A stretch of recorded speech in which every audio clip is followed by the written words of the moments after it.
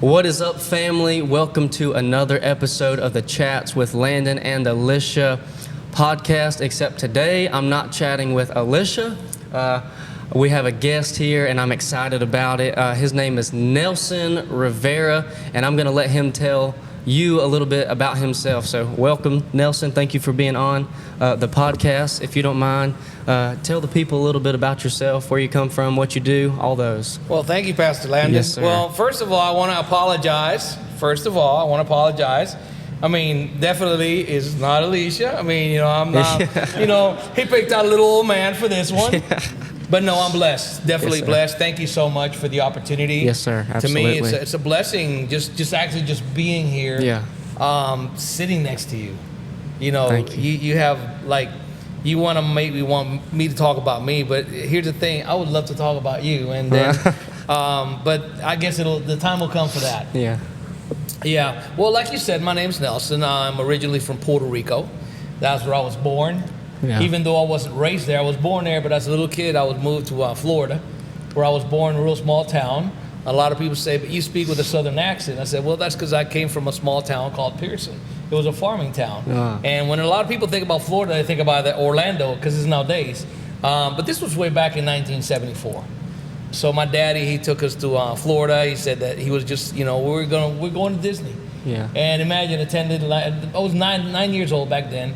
Going to Disney for the first time. Disney had only been open for like 1 year. And so we got to go there. Our parents took us there. And I was just so excited that I was going to go back. And I was going to be a very popular kid in school. I was going to be the first kid in my school to go to Disney. Yeah. So you can imagine. I mean, I think more than going to Disney, I just wanted to come back and talk about it. I had that need for recognition. And so, there was something that was part of me for a long, long time. And so I suffered, as a young kid, I suffered with a lot of low self-esteem. I was a chubby kid. I got picked on a lot. I mean, like you wouldn't imagine. And I kind of figured this was going to be it. This is going to be my shot to stardom. I was going to be a star. Yeah. But I never got back. We never got back to Florida. We never got back to Puerto Rico. My dad decided that he wanted us to live in Florida. We never really know what God's plans are. Yeah. Even though Jeremiah 29:11 is like my verse, and it just tells you, he says that I know the plans I have for you, says the Lord. But I didn't know back in those days what he had in store for me. Yeah.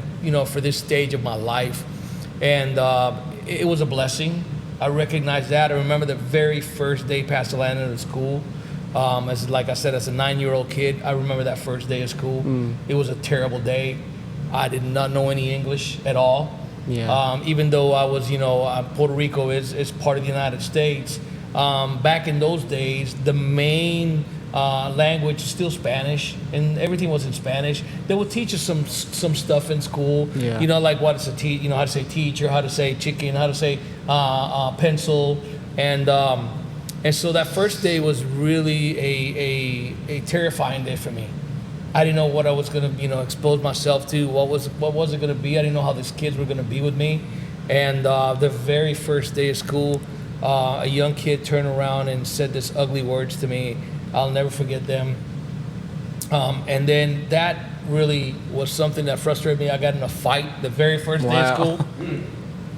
My dad got called to the guidance counselor's office, and he said, "What happened?" And I said, "Well, I don't know." He said something that sounded ugly. Yeah. And so I wasn't gonna stand for it. And I got in the fight the first day. That's when I said, I gotta learn English. Somehow I gotta learn it. I didn't know why God wanted me to learn, English the way I did. But then, the years went by and further on down the line. And one day back in 1992, I got approached by a friend and said, "Hey, listen, you speak English. We need a translator here. We need somebody to help us out. We have a big CEO from a company coming down and to speak to us and do some seminars and stuff. And, we need somebody that can actually manage English." Yeah. And I was like pretty freaked out because I'd never done it before. I never really thought I could translate. But it was like, I just stood there, and it was like something came over me. And I was able to just translate every word that this Yeah. gentleman was speaking. You know, I did not know God back in those days. We came to know God, me and my wife, in 1995.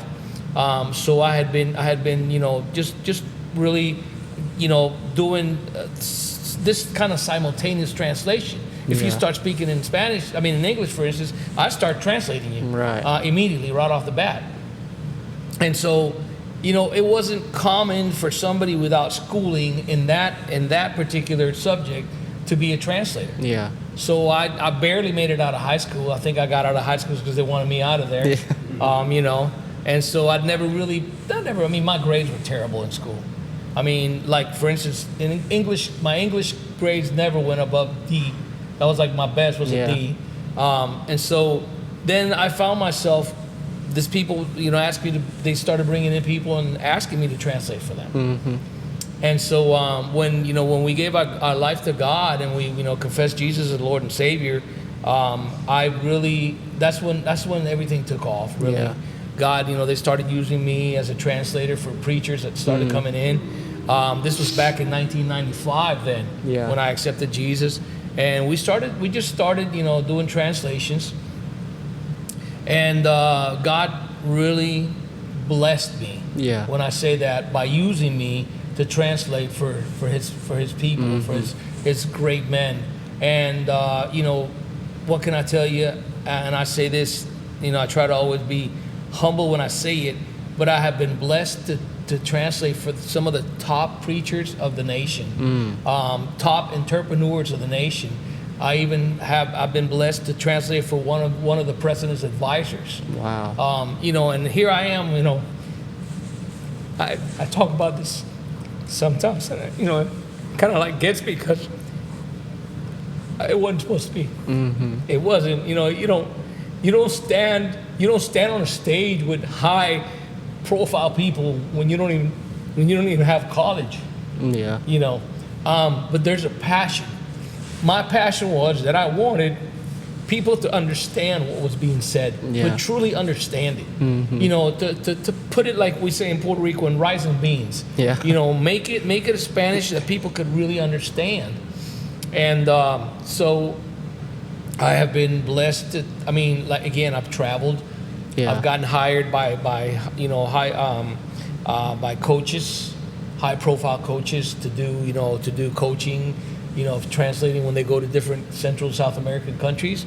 And here recently, the reason I'm in South Carolina is because I got hired here to come here and translate for Pastor Ron Carpenter at Redemption Church. Yeah. Which is, you know, thanks to that we met. Right. You know? You know, I was with him for 5 years. When I got the call, I was in Florida, and I was, you know, I had a great job offer on the table. Back in 2016, there was a company out of Tampa called Bay Area Shell that reached out to me, and they knew about my knowledge in terms of construction and everything. And so they wanted to hire me to run their operation on the West Coast in Florida. And they gave me, you know, they reached out to me with a very, very, you know, wonderful offering. An offer that they, not an offering, but an offer that they put on my table. Let me correct that. And then simultaneously, I got a call from Redemption Church saying that Pastor Ron Carpenter wanted me to come and translate full time for him.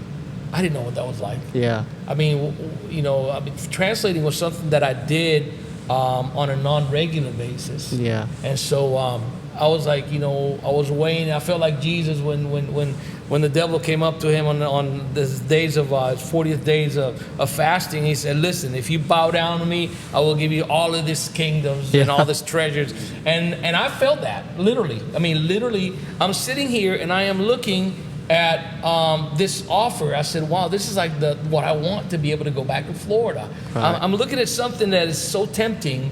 The salary that they were offering me, all the French benefits that they had, was just incredible. Yeah. But then I said I can't make this decision on my own. So I said to my wife, you know, I can't make this one on my own. I've always been a decision maker, but this is something that I don't know what I'm going to say to.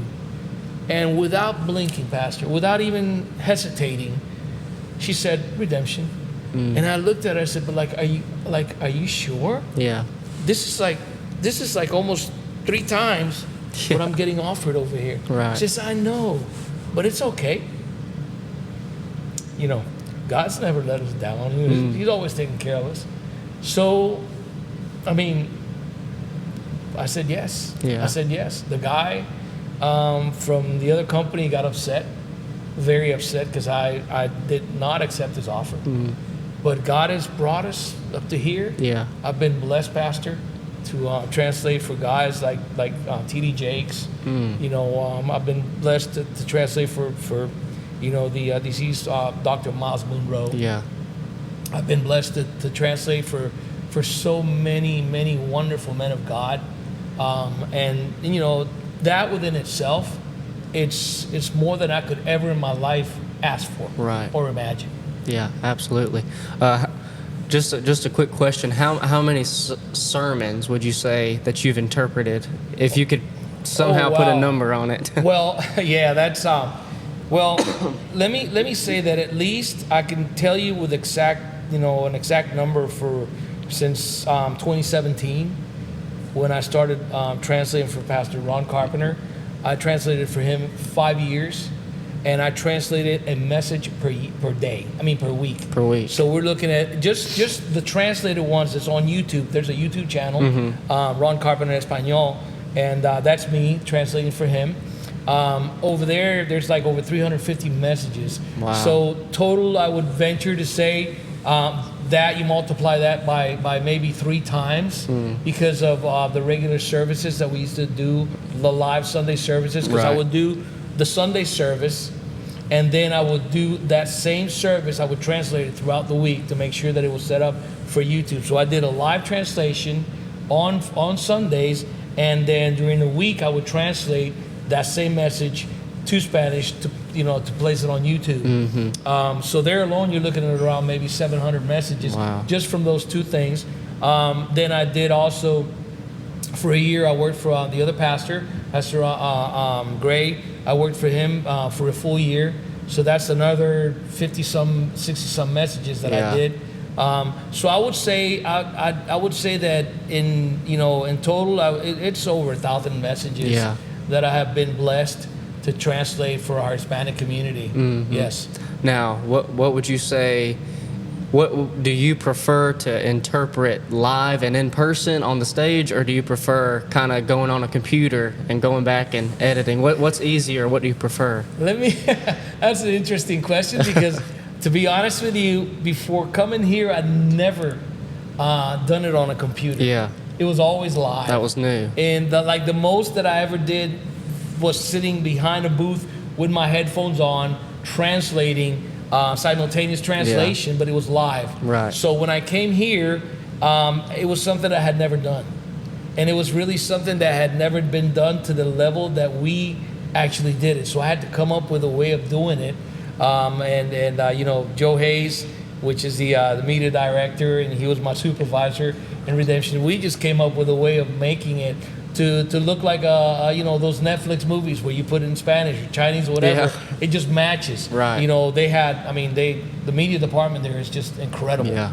They have some really talented technicians, people that are just great with sound and all this, everything that has to do with with media. And so my job would be to match word by word of what he was saying to like the sound waves. Yeah. So I had to get that put together without adding, because I don't believe in adding to a message. I don't believe that. I need to be, whenever I'm translating, and I tell translators, I help translators out, and I tell them, listen, don't add to a message. Right. Don't add to what the person. If the person is bringing something, you don't need to add to it. Just try and translate what he's saying, in a timely manner, of course, but never add to it or take away from it, Right. because you never know, what God has, for the people that are going to be listening to that. But saying that, I would definitely have to say that translating something live, when you're there with the man of God, or when you're there with the coach, or when you're there with the the entrepreneur, it's just like an atmosphere.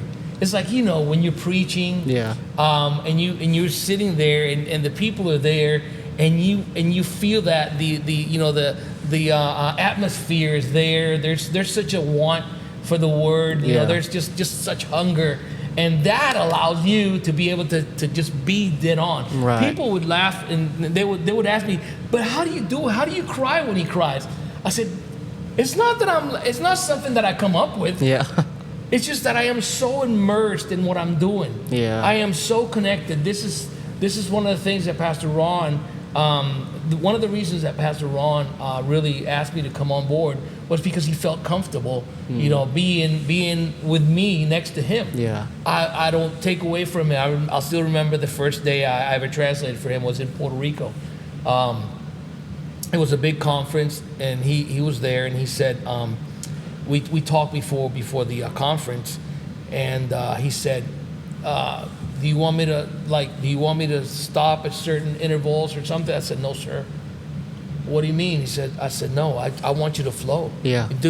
I'm transparent. Don't even think about me. Don't even worry about me. I'll make sure to get your message translated and to say everything that you're saying. And I'm just not going to hold you up. So flow with it. Let it, awesome. Flow. And that was in that first. It was like, and I don't want to use the wrong word. I don't want this word to be misunderstood. But it was like magical. Yeah. Pastor Ron is a kind of a preacher that has so much energy. Mm-hmm. And when you work, when I had the blessing to work with him, so you get to know a person's heart when you work with them. Yeah. It's not like a one-time thing. It's like, it was like, years with him, and getting to know his true heart for people, wanting for that message to get across. Yeah. That was, for me, that was like the most inspiring thing. So yeah, definitely live. Yeah. Definitely live. Yeah. But live on stage. Right. Live on stage. Right. There's just something to it. You just kind of feed off the people a little bit. Exactly. Yes, sir. But so here in a second, I would like to hear some of the lessons you feel like you've learned from interpreting for some of these preachers. But before that, will you just kind of tell the people how you and I met, how we connected? Oh wow! It's funny, and if I'm gonna do this way. One day I was in the YMCA over in Powdersville, and this was before COVID. Mm-hmm. Before COVID, definitely. And I was out there pumping, and I remember I had a shirt, one of the T-shirts that was a redemption shirt, and I had it on. And your dad, which I didn't know in that time, he approached me. He says, "Hey, you go to Redemption?" Yeah. I said, "Yes, sir, I do. I actually work there." And we got to talking, and he said, my son, he wants to be a preacher. Mm-hmm. And when he said that, well, I was thinking he was talking about somebody, maybe a little older. Yeah. And so he says, oh, man, my son's actually, he's right here in the basketball court. Yeah. I'd like for him to meet you. And so I'm saying it right now, and I'm laughing because I could see you literally running from the basketball court over here. And I saw him. He was just so little, so young. And I'm like, but you know what? I'll never forget this.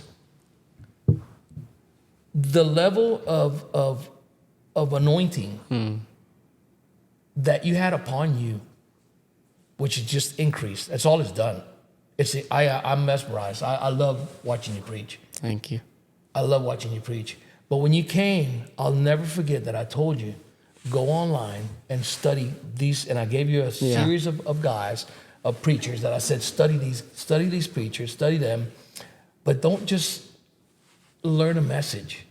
See how they interact with with the congregation. Right. See how they handle themselves, how they carry themselves on the platform, on the stage, on the altar, and learn that if you learn that, you will be.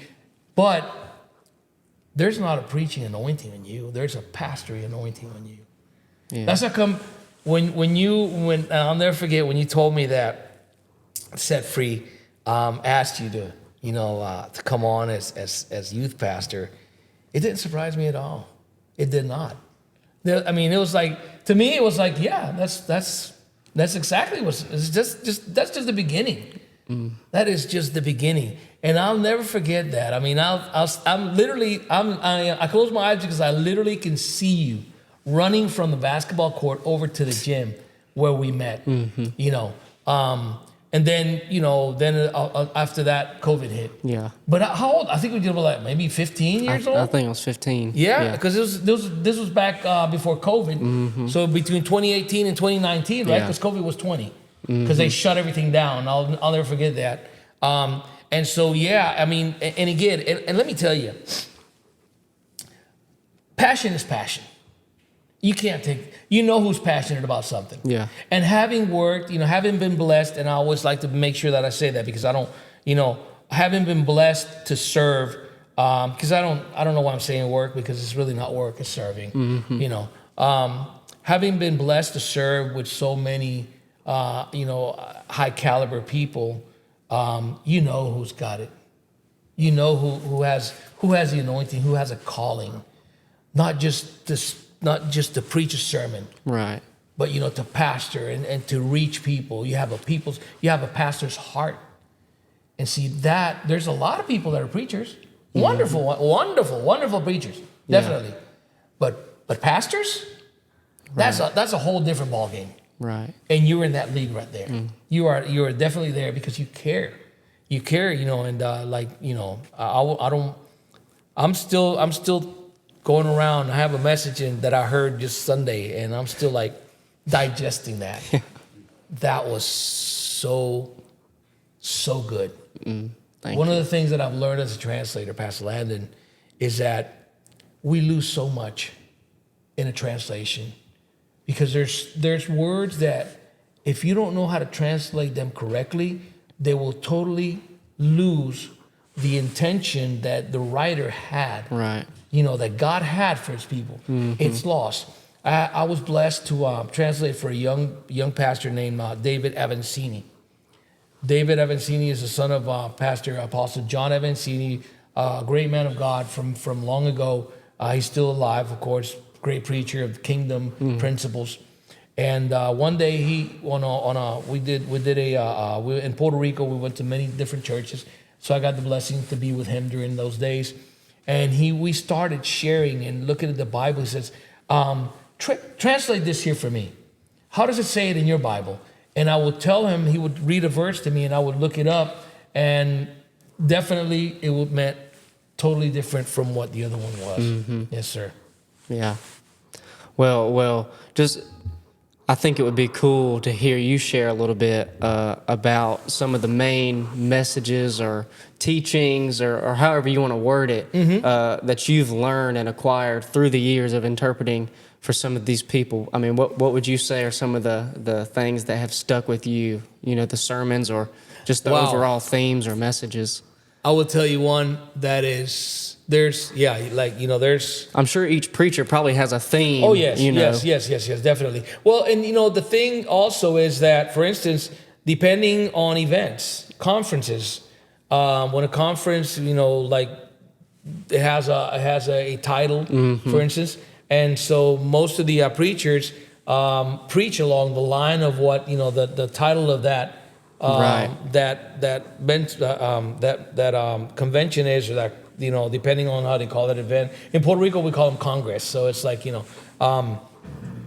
but like I'm a disciple, I'm a student. Yeah, I love to learn. I love to just deep dive into the teachings. Yeah, one of the first things I'll never forget the day I entered the first church. Where I gave my life to Jesus, it was this beautiful stadium type church in Puerto Rico, and I'll never forget that on the wall as you walk in, on the right hand side of the wall, there was this something written. That's how come I like stuff written on the walls. It said creating a new conscience in Spanish, creando una nueva conciencia, and that's when I understood. I said, "Whoa, wait a minute! Creating a new conscience." Then I started, Dr. Miles Munro was was basically one of the most incredible biblical teachers, Yeah. at least that I have been blessed to hear. Yeah. And of course, my pastor, Pastor Rodolfo Font, that's his name. He could just teach the way his ability to teach was so simple that you could understand it. Right. And it allows you to just want more and more and more and more. And I would like listen to his teachings, and I could just listen to them, and I'd go back and listen to them again. I'd go back and listen to them again. I'd go over and over and over again, because the word says, "For I know the plans I have for you," says the Lord. That is something that really, that verse right there really has taken root in me. Yeah. Because God doesn't improvise. God. When you think about that, and that's what really. And I try to look anything that's taught along that line of God's plans, and God is he doesn't, like I said, he doesn't improvise. When you say something like that, it says, "For I know the plans." It's like I tell you, Pastor Landon, listen, I know the plan. Don't worry, I got it. Yeah. I know the plans I have for you. Plan. And a lot of people go in there but I pause whenever I read that, and whenever I find teachings along that, just to think that, sometimes I get anxious. Like when we build our place right here, there was a time like all of a sudden, I go on my human, the human part of me, the mind, the flesh wants to come out and make you anxious and start worrying about things. Right. But he said he knows the plans I have for you. Yeah. And so that message within itself, understanding who I really am, everything that has to do with identity and character. Yeah. Understanding what a son of God I am, that I'm a son of God. I'm a very radical thinker. And I believe that is because, we have a very radical older brother, Jesus. Jesus didn't fit that religious, mindset of his days. Mm-hmm. He was a lot of people that say that he was severe with the Pharisees. Well, he was just telling them, hey guys, this isn't the way you're teaching it. I'm sorry. Yeah. This is simple. I know that I believe that there's so many things that we should be able to do, because that's what he said. Greater things that I've done, you will do. Yeah. In my name, of course. Don't think it's under your own power. Right. No, it's in my name. And when I like Paul, I think that Paul is like Paul, and the letters that he wrote to the different churches have so much in it. Mm-hmm. But when I understood Romans, when I started to really understand Romans, that's when I knew that my major enemy, my major problem is not the devil. Yeah. It's your It's flesh. my mind. Yeah. It's iniquity. Mm-hmm. It's everything that's been programmed there by people that didn't do it. They didn't want to do it negatively, but you get what you get. And society is so corrupt. When you read the word of when you read Romans, that's when you identify it. And so it's basically a mind war. Yeah. And then that, when I say that, because when the word says, "I know the plans I have for you," says the Lord. I know the plans I have for you. Just take it easy. Just rest. In other words, trust me. Trust me. But the mind has been programmed to make you worry. Oh man, how am I going to pay the light bill? Yeah. Or how am I going to do this or that? And it's just, how, like for instance, one of the things that I believe is that he is Jireh. He's my provider. Right. God is Jireh. God is like, my Elohim. He's the one that provides for me. Yeah. But getting to that understanding and trying to really believe that. Yeah. That's where. So a lot of the messages that I personally, that influenced my life, was one message. how to develop the power of the family. That is because when we came to God, our life was a mess. Yeah. And I know, you hear a lot of people talk about that, but literally our life was a mess. I mean, I drank like crazy. I smoked. Actually, I smoked so much. I smoked 2 packs of cigarettes, almost 2.5 a day. I worked in casinos. I didn't know anything about going to God. I was a traditional Catholic family. We're Catholic, Roman Catholics. That's what we are. Yeah. But I never went to church. Right. It wasn't like something that I went to church because I'm a Catholic. Because no, it's just I was just Catholic. Yeah. So I used to smoke like mad. I mean, I would be sleeping, and my wife would tell you this. I would be asleep, and I would get up to just smoke a cigarette and come back to bed. Yeah. That level of I work nights, so all night I would be smoking, all night I would be drinking. Yeah. And that really put a dent in our marriage. The drinking, was just something that was really bad. One day I'll never forget this. When I first came to church, I would go in smoking between the people. I didn't care. Yeah. I was sitting there smoking. It's like, I'm going inside the church. As soon as the doors open, then that's when I would throw my cigarette out and walk in and go in there. And I was sitting there like, is he going to hurry up? Is he going to hurry up? And I'm like, I want to smoke. Yeah. I'd get out. As soon as the doors open, I didn't care who was around me. I'd pull my cigarette pack out. I was sitting in church with my cigarette pack in my jacket, my suit, and I would come out, turn my cigarette on. Everybody's walking out of church, 3,000 people walking out of church, and I'm like, hey, hey, and I'm smoking. Right. So one day, the pastor's sitting there, and he says, God showed me that there's a lot of people here that are just addicted to cigarettes. They're just bound by it. They're just tied by this. But he told me that he is fixing to set people free today. That if you believe that he is going to set you free without even suffering withdrawal, if you believe that, he is going to set you free. And he said, and I know that this is so bad here that a lot of my leaders are addicted to cigarettes, smoking. So here's what's going to happen. God told me to ask you, all of you that have your cigarettes here, to come up to the altar and drop your cigarette pack right here in the altar. Yeah. And go back believing that he's going to set you free. Brother, that altar was full of cigarette packs, all brands that you could imagine. Yeah. Just laying there. I got up. I got up and I tossed my cigarette down there. I have never, ever in my life smoked again. That's awesome. Never. That's amazing. 1996. Wow. No withdrawal, nothing. It was like I could talk about this because it's like if I had never smoked in my life.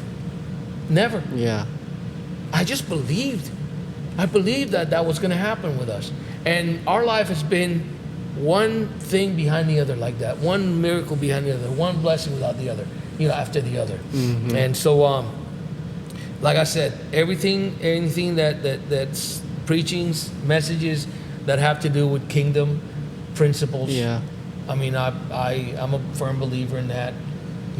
God is knows the plans that he has for us. Yeah. And he has established a set of principles that if you apply them, you will reap the rewards in the harvest. Absolutely. It's like I had a good friend of mine, pastor, was teaching on Sunday about waiting on the harvest.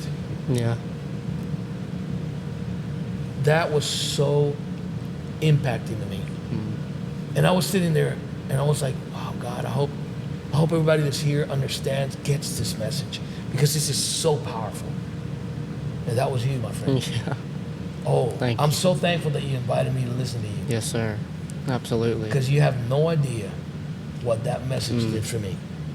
That's awesome. It Thank was so incredible. I mean, that message, Pastor, because I hear so many people say, no, I'm believing, I'm waiting on the harvest. That's not what that means. you. Right. That means you go out and you serve. Yeah. You serve people, and the way you brought every point that you brought on there was like so spot on. So thank you for that. Yes, first sir. of all. Thank you. For that. Thank you for that. What you're talking about God's plan, that kind of makes me think about. I heard something the other day. It's so simple, but it makes a lot of sense. Is that there's two wills, and number one is God's will, and then the other one is your will, because He gives you free will. Yes. And it's a process to be able to get your will in alignment with His. Yes. And that comes by renewing your mind. Because if you think like your flesh, or if you think like the world, you're going to walk in your will. Yes. For your life. But you have to be transformed by the renewing of your mind to get into alignment with His will. So yeah, and it's a process. Yeah, it's absolutely. It's a process, and I believe that Paul is so clear about it. Yeah. Paul. I don't think Paul ever said, "You will definitely reach this point." He said, "Oh, wretched man that I am." Mm-hmm.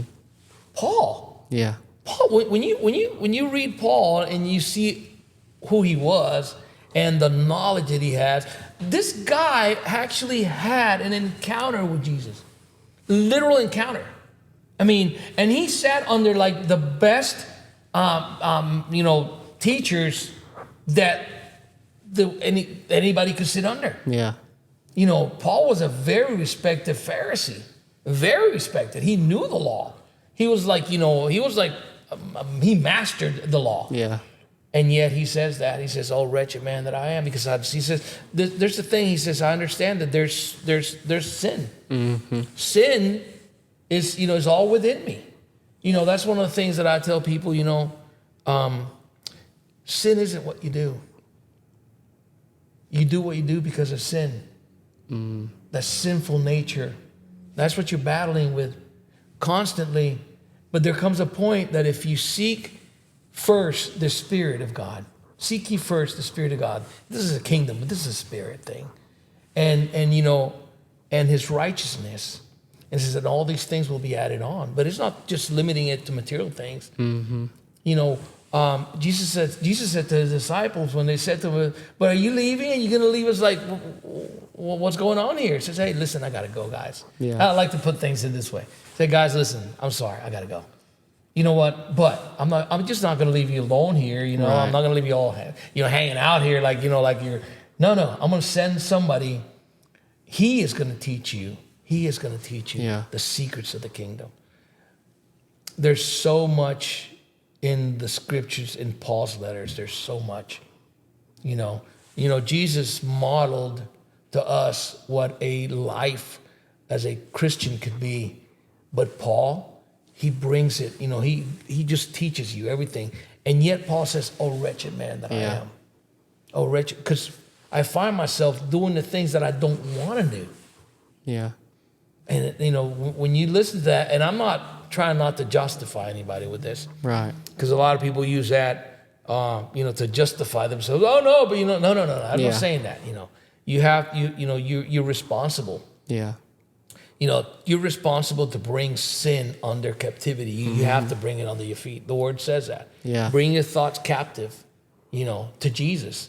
And he says, it's just whenever you're there, and like today, for instance, I said, listen, there's a part of me that was raised incorrectly. I wasn't born in church. I wasn't raised in church. And I know a lot of people that were raised in church that are worse than some people that have never been in church. Yeah. But personally, I wasn't raised in church. I didn't know, biblical principles. I didn't know kingdom principles. I learned that because I know this desire He put inside of me. It was Him. Yeah. It was Him that He wants me to learn. And so, that's what the Holy Spirit's there for. He's there to guide us, and help us. Yeah, absolutely. Well, I really appreciate you talking today and being on as a guest. I really appreciate that. Before we close out, will you tell us kind of what you do in this season of life? Oh, and wow. Kind of where we are recording today. Yeah, this is another one of God's blessings. Yeah. Through the plans. Back in the month of February, I was like going through a real, time of, indecision. I was considering going back to Puerto Rico. I figured my assignment here was in South Carolina was over. It was done. You know, and I was going through kind of I would say a difficult time. Yeah. You know, not personal, just things that were happening that I wasn't really too happy with. And I got a call from a friend, a very good friend, from his wife, and she said, "Hey, Nelson, what are you doing?" I said, "Well, I find myself in this right now. I'm doing this." And so, you know, they said, "You know, we'd like to talk to you about, you know, about something that we're doing. And I think you would, you know, you and Nilda would really enjoy doing." And then I said, "Well, fine." You know, it's like, so it says, "We're gonna fly you out here. We want to fly you out here to Arkansas." They're from Arkansas. We flew out to Arkansas. We were with them, you know, for like a week. Wonderful. They're wonderful interpreters, really wonderful people. And they started to share with us what their son was doing, you know, and some of the business that they were doing. And so they talked to us about this nutrition clubs, you know. And so he said, you know, "Would you like to give it a try?" I said, "Yeah, let's do it. Let's do it." I mean, I was going back to Puerto Rico. And so we got this place here. It's called the Nutrition Hub. Yeah. It's a place that I believe that God ordained is part of His plan for us, because we're through this project we're able to reach people, talk to people about health. Yeah. Not physical health. Everybody that walks in here, Pastor Landon, says there's something here. And I remember before we opened the doors of this nutrition club, God, you know, pressed in my heart to have you and a group of people, friends that I know are men and women of prayer, come together and dedicate this facilities, this business to Him. Yeah. And definitely, like you know, you said that one particular day, not just a business. This is a ministry. Yeah, absolutely. So we have this area. We've opened it up to people that want to. We have people that come in and do Bible studies. Yeah. Here. Just this week we had a couple of ladies doing a Bible study here. We've had a group of young ladies that come in and they use the facilities for their prayer meetings. I mean, for the Bible studies. And so for us, that is a blessing within Absolutely. itself. You know, we have a full line of nutritional products that we sell, shakes and meal replacement shakes, high protein shakes. We have energy teas. We're bringing in a full line of fruit bowls. We have like waffles. Bringing in a full line of baked goods. All awesome. Nutritional. Everything's nutritional. Yeah. And so my wife and myself run the place right now. And we're looking to give other people the opportunity of developing places like this. Yeah. So yeah, it's a blessing. So where can people find you if they want to come check it out? We're located in 330. This is 330 Scuffletown Road. We're at Suite 103 in Simpsonville. Basically, it's right on the corner of Simpsonville and Greenville, right off Woodruff. We're right across from the sports club gym. You can't miss the sports club gym. It's just a huge gym right across from us. And so, yeah, we're here from Mondays to Fridays from 6 a.m. to 4 p.m. Saturdays, we open from 8 to 3. That's our hours. And, Sundays, of course, we're closed. Sundays is Sundays. You can't, we don't believe in working on Sundays. That's God's day. And, at least for us to be able to come together and go to church.